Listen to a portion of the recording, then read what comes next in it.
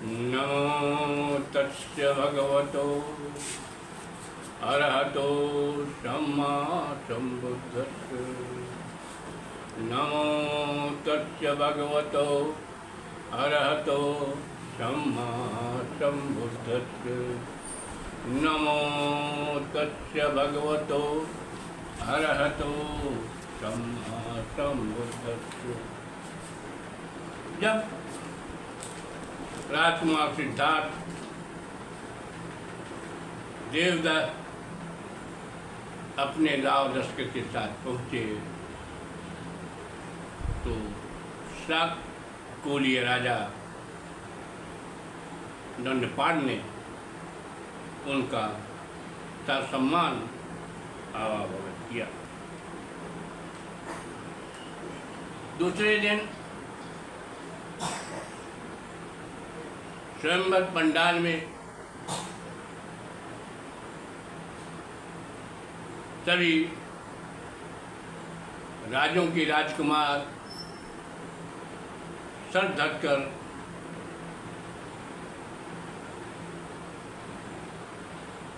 अपने लाव लश्कर के साथ निर्धारित मंच पर विराजमान थे।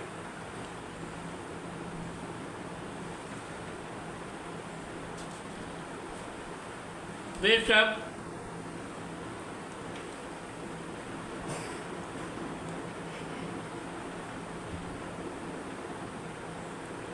प्रवेश द्वार की तरफ देख रहे थे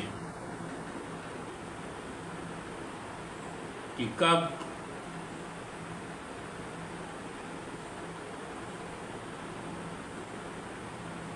यशोधरा स्वयंवर के मंडप में प्रवेश करती हैं। वे प्रतियोगी प्रतियोगी संभाव सब पूरित रूप जरू बरहि कुमारी न आन कह गुण ही मदन मद क्यों। सभी प्रतिभागी समान भाव से अपने अपने रूप के अहंकार से परिपूर्ण थे, भरे हुए थे। सब काम के नशे में चूर होकर यही सोच रहे थे कुमारी उन्हें छोड़कर किसी अन्य राजकुमार का वर्ण नहीं करेगी। जे प्रतियोगी स्वयंवर आए ते सब भूर भरोस लगाए लकहीं प्रवेश द्वार ह्योरा तो कब करहीं कृपा की पूरा। जो प्रतियोगी स्वयंवर में आए हुए थे सब अपने मन में पूरा भरोसा लगाए हुए थे और प्रवेश द्वार की ओर देख रहे थे कि कुमारी यशोधरा की कृपा दृष्टि कब होगी।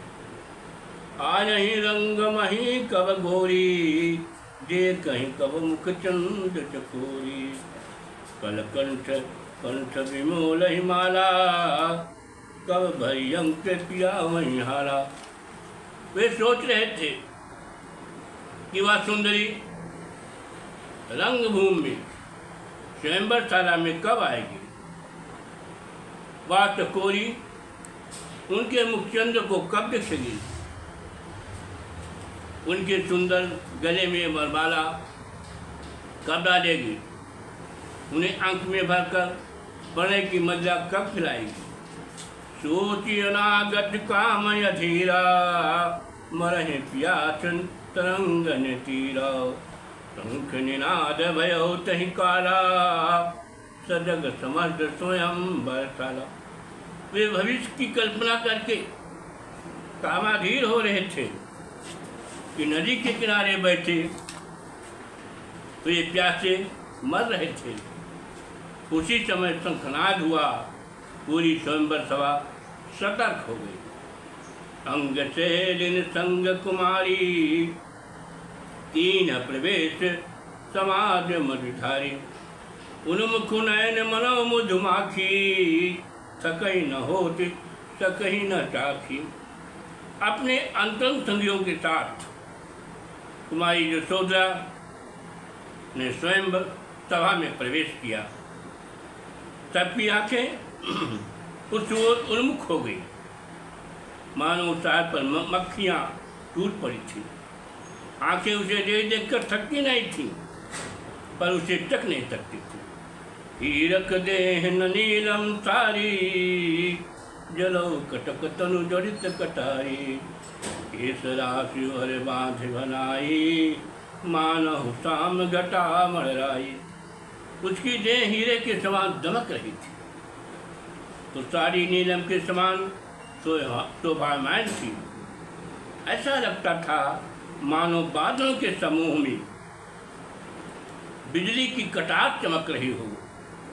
सुंदर के साथ इस प्रकार बांधकर बनाई गई थी, मानो काली घटा मंडरा रही हो।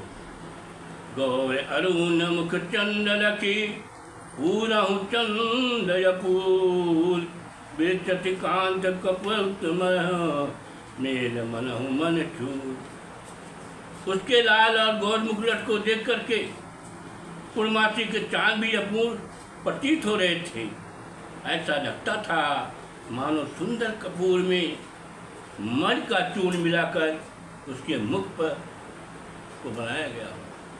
सोम चटक सम नयन नशीले, हेरत हेर लजहि लजीले।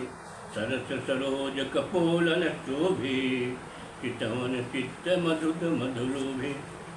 उसकी आंखें शराब की प्यालों की तरह नशीली थी। वे इतनी लजीली थी कि उसकी ओर देखते देख कर लज्जित हो जाती थी। गालों में रस भरे कमल शोभायमान थे। उसकी ओर देखते ही मन रूपी मोर भौरे उनका मत पीने के लिए ललायत हो जाते थे।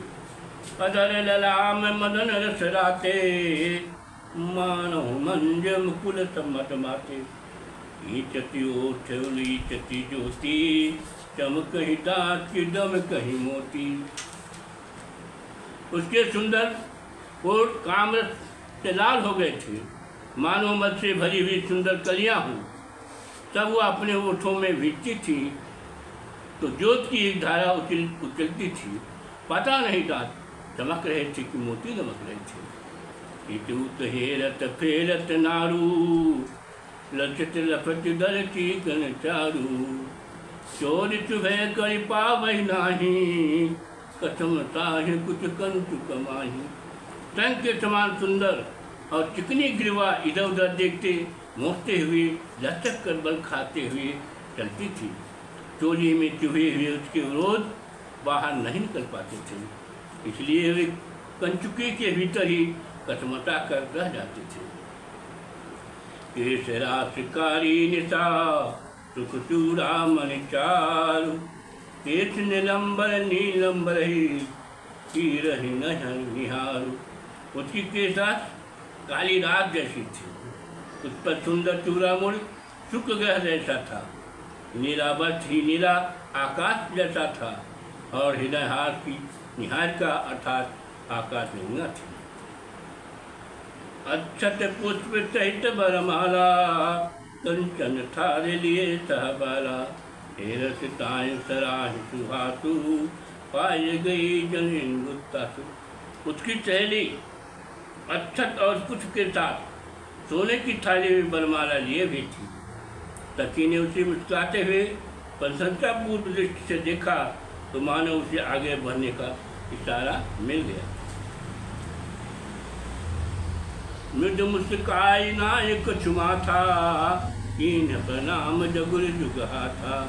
चानन भाट विपुल बढ़िया के, विरत बढ़ाए बखानन लागे। मृदता से मुस्कुराते हुए थोड़ा सा सिर झुकाकर दोनों हाथ जोड़कर उसने कुमारी यशोदा को प्रणाम किया। अनेक मंदिरजन आगे बढ़कर बढ़ाकर उसको स्नान करने लगे।